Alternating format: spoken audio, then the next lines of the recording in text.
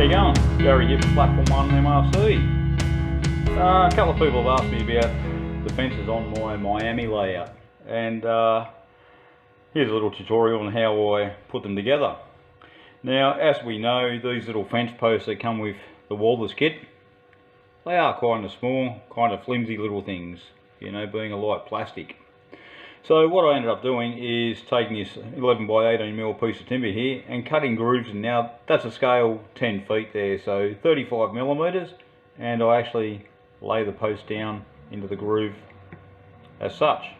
As you can see here, I put little pieces of tape over the top.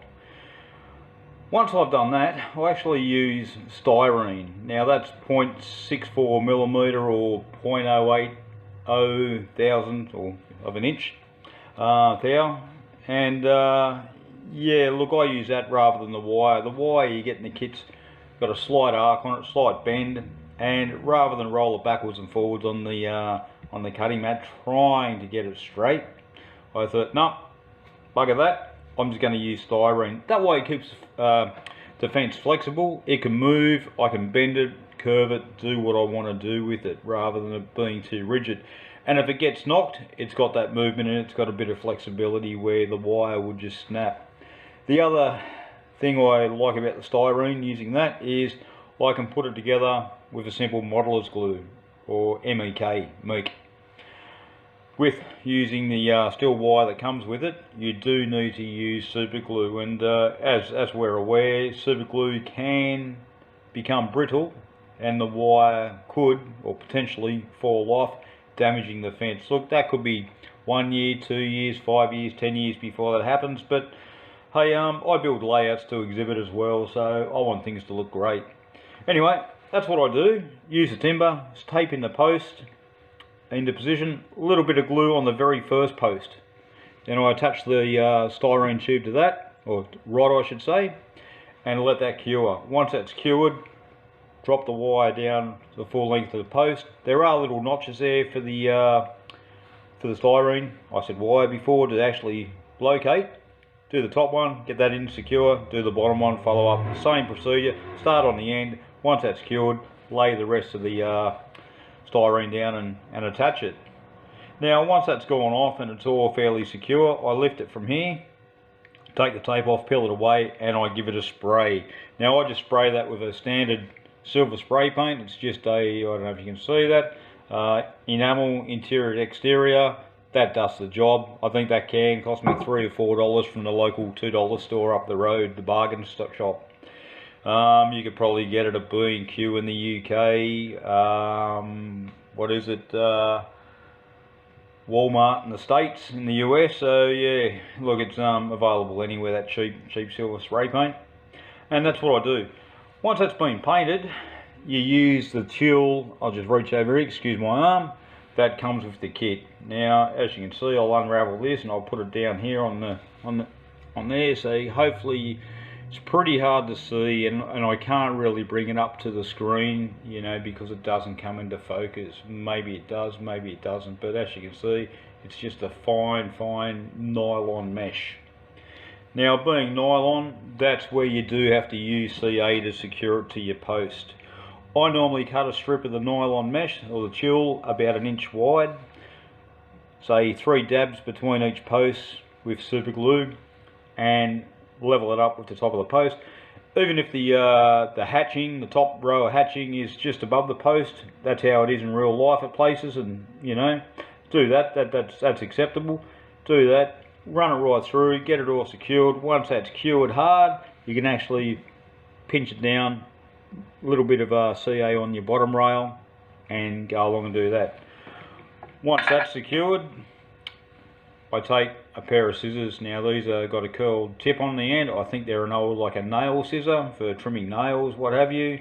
I use that because I can actually get in there with the curve and cut along the bottom of the rail there, and that dresses it all up. Once that's done, again, out the silver spray paint and give the whole thing another light coating. I have given the tulle or the netting a spray originally before I started cutting it up, just to make sure there is some paint on there, and You know, I do think that after you've glued it down, that a second coat is well worth it. Then you can follow it up with isopropyl alcohol, weathering powders, paints, pastels, whatever you like to use to weather it. You know, rust effects on the post, on the rails, on the mesh itself. Now, one other question I've been asked on a couple of the Facebook groups that I posted in when I posted up photos of my Miami layout is, how did I do the barbed wire? Because I've got 3 strands on my fence. I'll post up a photo now.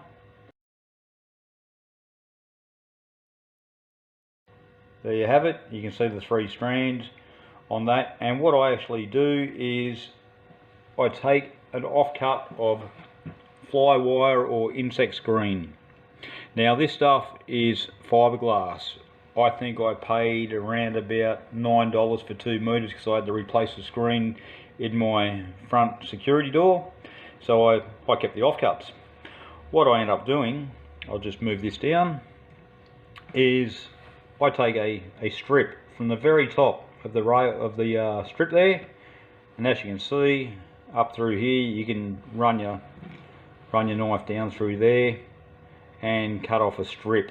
Now you want the barbs to be reasonably small, but you want them to stand out too, to represent barbed wire. What you end up with, just get that out of the way, are strips such as that. I'll see if I can bring that up closer to the screen for you. Hopefully that's in focus. I'm not 100% sure, but it's hard to see. I'm filming this on a phone camera.